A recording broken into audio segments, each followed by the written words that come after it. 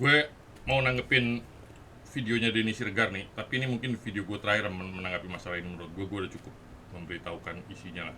Berikutnya nanti tinggal dicerna masing-masing aja. Ini karena si Denny Sirgar nih yang tadinya ngebelain Jokowi, sekarang tiba-tiba dia bilangnya, ada satu video lagi dia bilang dia tidak menyerang Jokowi, tapi dia berusaha mengoreksi apabila terjadi kesalahan yang bilang kesalahan kan dia nih. Jadi gue kutip videonya supaya gue bisa jelaskan lah ya.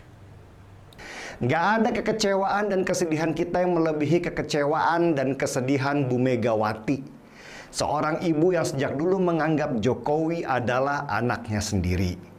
Bu Mega bahkan merelakan dirinya untuk tidak maju di Pilpres 2014 lalu hanya karena Jokowi.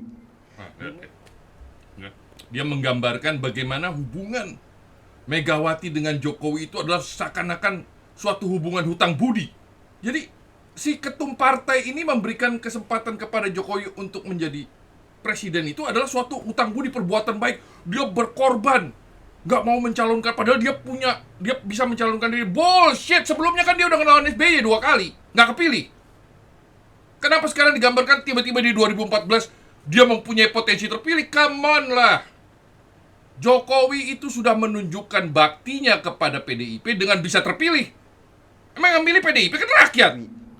Bu Mega juga tidak mengajukan anaknya sendiri, Puan Maharani, sebagai calon wakil presidennya Jokowi. Bayangin, tidak mengajukan anaknya sendiri, dia ngomongin masalah dinasti politik.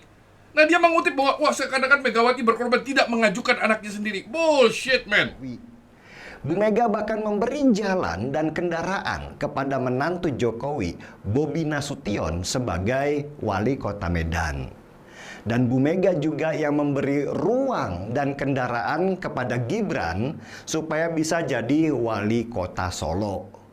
Tapi ini lagi nih, memberikan kendaraan kepada Bobi, kepada Gibran, dianggap adalah suatu budi baik. Men, ini PDIP itu partai, memang harus nyari eksekutif buat dicalonkan. Kenapa jadi budi baik?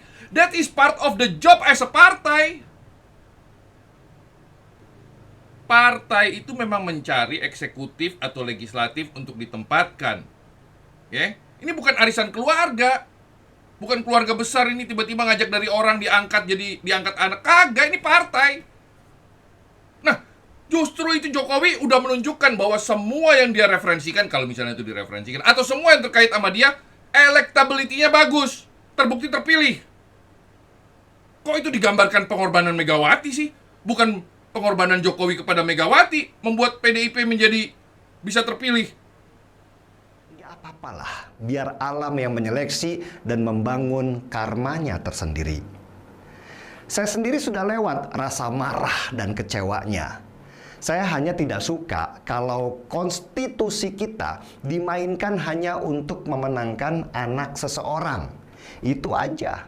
Rusak. Aduh, dia pakai marah, kecewa, pakai statement lagi konstitusi. Yang mana sih konstitusi dimainkan untuk membelain anak? Dan begitu Mahkamah Konstitusi bikin keputusan, ya, bukan hanya Mahkamah Konstitusi, Pengadilan Negeri bikin keputusan, begitu bikin keputusan itu putusan Pengadilan Negeri. Udah. Lu kalau nggak percaya sama Mahkamah Konstitusi, nggak percaya sama Pengadilan, udah jangan bernegara, lu jangan ngomongin politik, udah. Semuanya itu diatur oleh hukum, men. Partai-partai itu bukan menyiapkan anaknya buat jadi presiden atau dirinya jadi presiden, mencari kader terbaik untuk jadi presiden. Ahok bicara bahwa dia mendukung Ganjar dan Mahfud bukan karena dia adalah orang PDI Perjuangan, tetapi karena kualitas mereka, pasangan itu.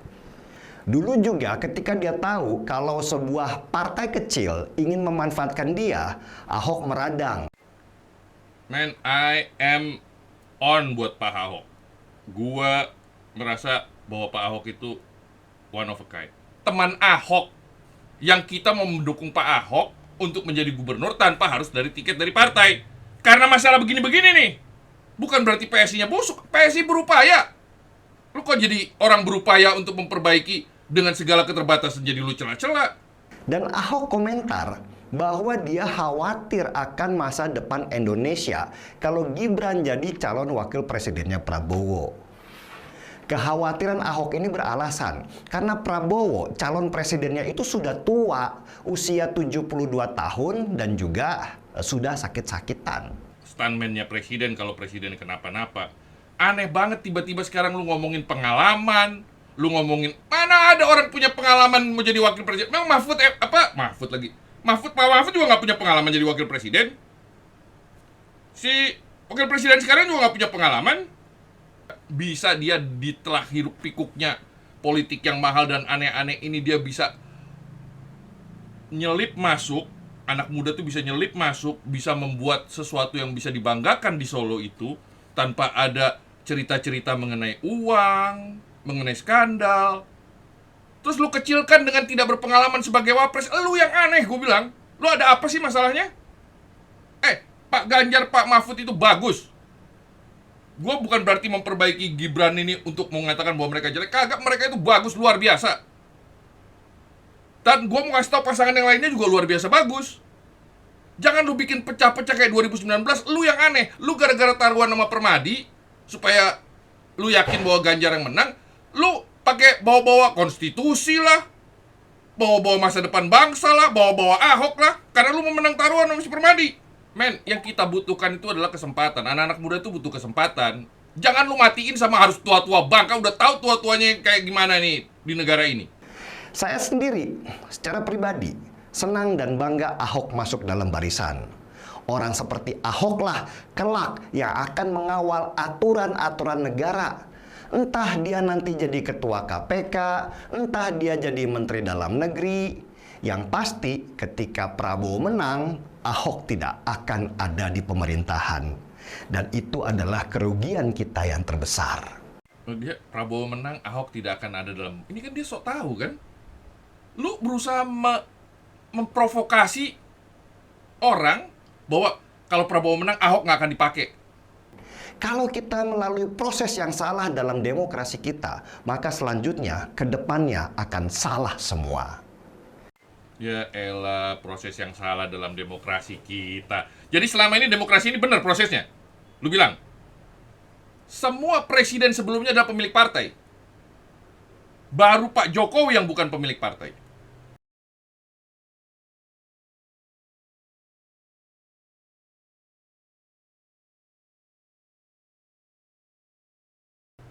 Yang benarnya adalah bukan berarti pemilik partai yang jadi presiden, enggak. Yang terbaik lah yang dicalonkan jadi pemilik presiden. Nah, lu tadi ngomongin hukum dan peraturan dilaksanakan. Semuanya itu sudah ada, men. Jadi wapres, jadi presiden, jadi ketua KPK, jadi menteri, udah ada aturannya semua. Yang kagak ada aturannya yang mana coba? Yang kagak ada aturannya itu adalah kalau kayak Bu Mega ke Jokowi. Nah,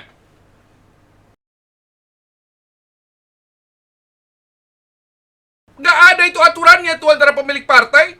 Yang ada tuh Jokowi sama legislatif, sama yudikatif, sama eksekutif, sama rakyat. Kagak ada sama pemilik partai.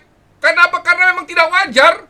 Pemilik partai itu sudah diwakili dengan legislatif yang ada di DPR, MPR.